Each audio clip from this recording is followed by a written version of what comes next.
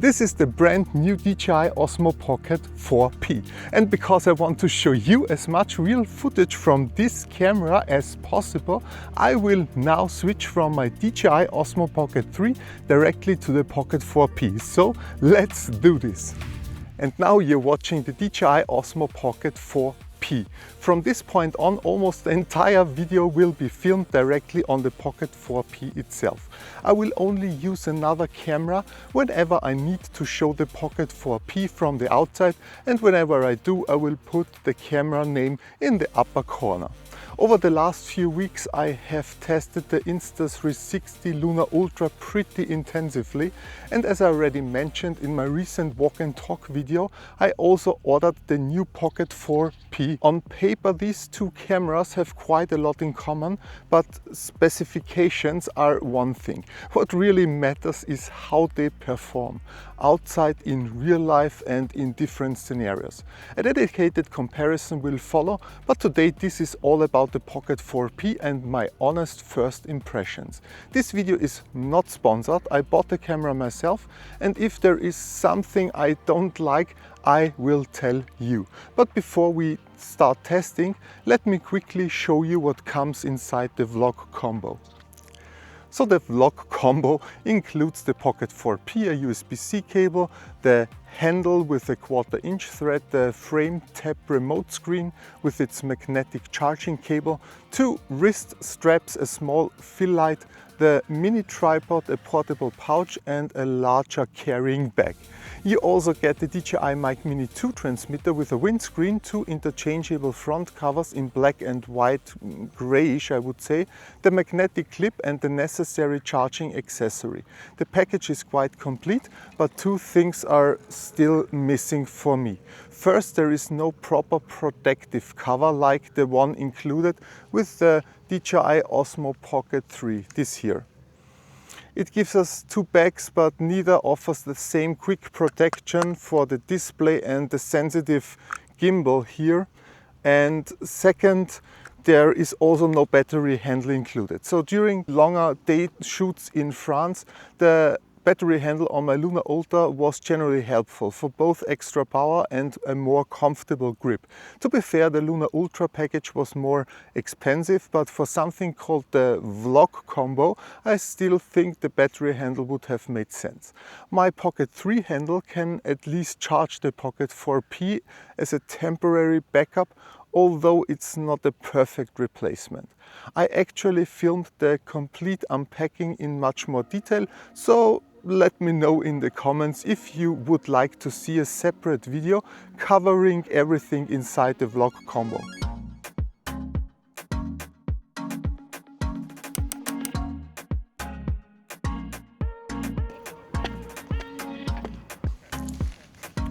And right now this is the Pocket 4P completely out of the box. No additional settings, no filter, no color grading and no manual exposure. I simply turned it now on, left everything on automatic and pressed record. That is probably how many people will use this camera on the first day, so I want to see the clean default image before I change anything. Later I will apply the same basic settings I used on my Pocket 3 and attach a 1/8 black mist filter to see whether we can get a slightly softer and more natural look. But first let's see how the Pocket 4P performs while walking and talking in full automatic mode. And while we are already walking, let's quickly test the audio. Everything you have heard so far was recorded with the DJI Mic Mini 2 here, included in the vlog combo.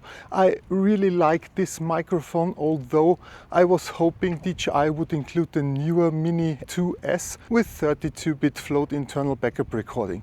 A full review of this microphone you can see here, and I've already ordered the 2S and will make a dedicated video about it. So let's change to the internal microphone that you can hear how the 3 microphones perform.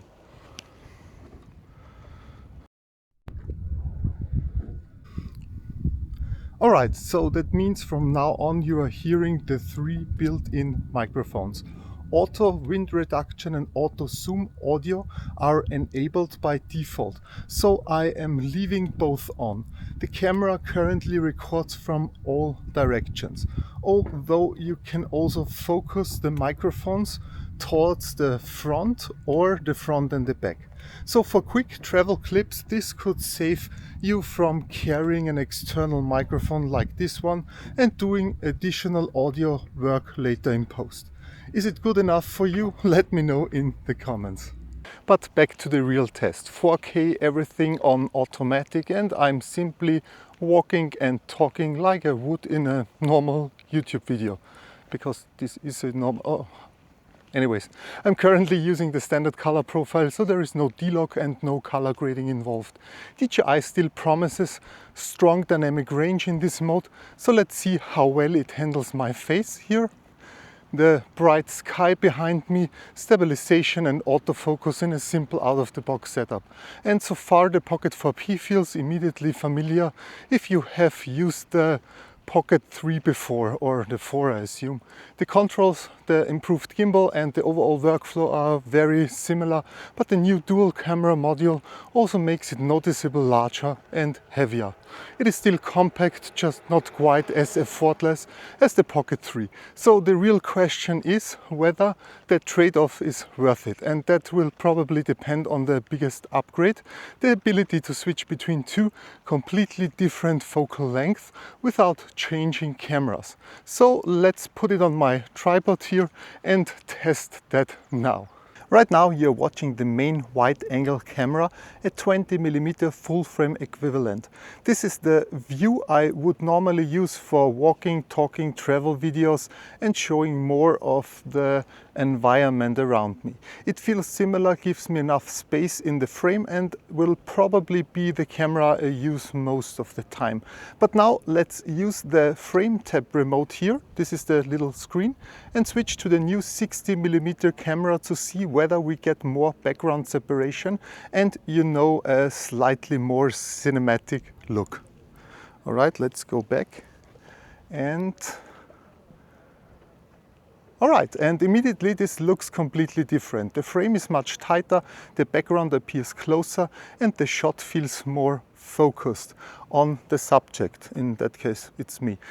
So this is obviously not a focal length I would use for a handheld walk and talk, but for static talking shots, portrait details, buildings or even travel footage, it could be one of the biggest advantages of the Pocket 4P.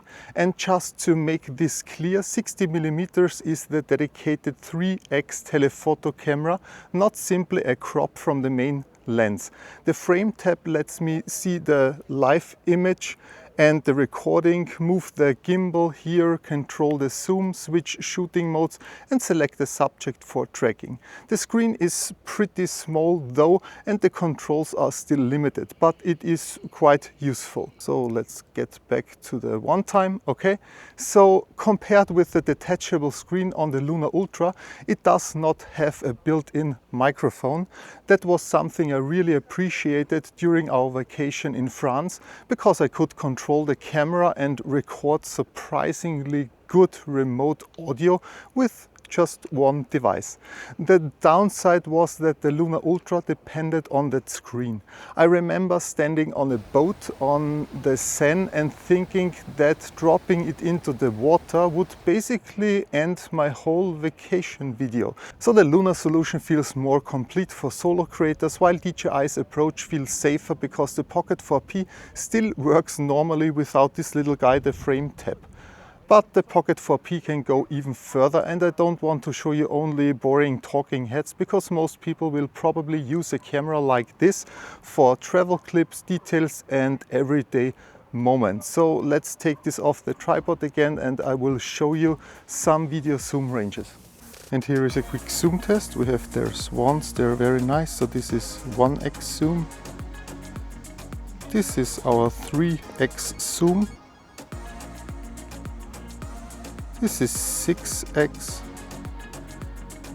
and we can go even further to 12x. Aren't they cute? back to 1x. So 1x, 3x, 6x, and all the way to 12x, and back to the wide angle lens. And I think I will do something additional and show you some photos here out of the Pocket 4P. So also in standard mode, everything on default. And I will also show you the different zoom levels you can achieve by taking photos. So let's go.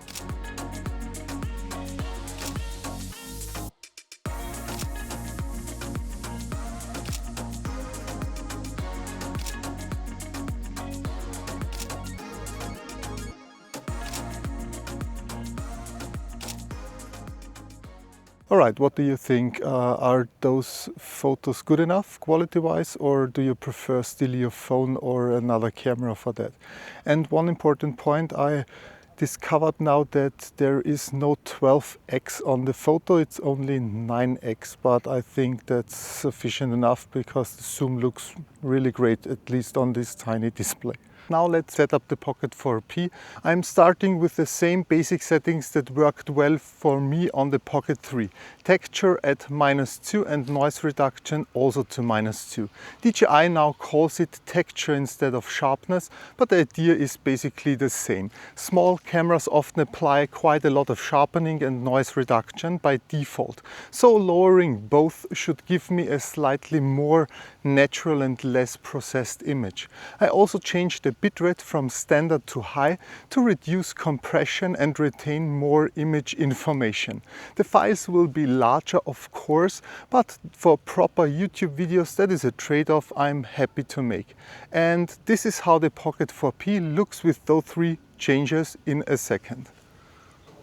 Alright, here we go. Can you already spot the difference? The goal is a more natural image with less of that typical processed smartphone look. So what do you think? Do you like this look more than the one before? Let me know. Okay, so next I'm going to add a 1.8 black mist filter. I also tried a stronger 1/4 version on my Pocket 3, but for everyday filming that was simply too much for me. 1.8 here strength was the version I almost used all the time, so this is what I ordered again for the Pocket 4P. This one especially is from Freewell and costs around 20 euros. This is not sponsored, it was simply one of the few 1.8 filters I could find from a brand I trust. And to my surprise, DJI moved away from the magnetic filter system this time, and honestly I'm a little disappointed about that. Although I have to admit, during our vacation in France, I dropped the tiny magnetic filters from the Luna Ultra more than once while changing them. Never when they were attached to the camera, only during the swap. With the Pocket 4P, I first removed the original front protector with a small twist, then attached the black mist filter the same way. It takes a moment to get used to, but it is simple enough, I would say. So let's see whether this can improve the look a little, and let's change it here.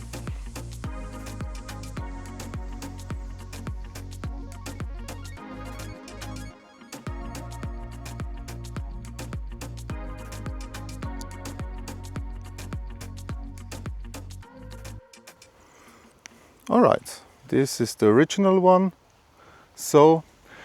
And this is how the Pocket 4P looks with the black mist filter. It slightly softens the digital sharpness, takes the edge of harsh highlights and adds a subtle glow around bright areas. The 1.8 strength keeps the effect controlled, so the image should still look clean without becoming too soft or dreamy. From this point on, you're watching the Pocket 4P with texture at -2, noise reduction at -2, high bitrate and the 1.8 black mist filter attached. Basically the same setup I used on my Pocket 3. Can you already see a difference compared with the completely out of the box image from the beginning? Do you prefer this slightly softer look or the cleaner default image? Alright, it is also worth mentioning that the Pocket 4P offers several color profiles, more advanced D-Lock options and up to 17 stops of dynamic range. But I don't want to turn this first impression video into a complicated settings and color grading tutorial. Today I want to keep things simple and focus on what the camera can deliver with only a few basic adjustments. I will cover the more advanced profiles and grading options properly in a separate video. Alright, and I think this is where I want to stop the first test. Again, this is not my full review, but my first impression is very promising. The Pocket 4P still feels familiar if you have used the Pocket 3 or 4 before, but the second focal length gives you a completely different type of shot without changing cameras. Whether that alone makes it worth upgrading is something I still need to find out.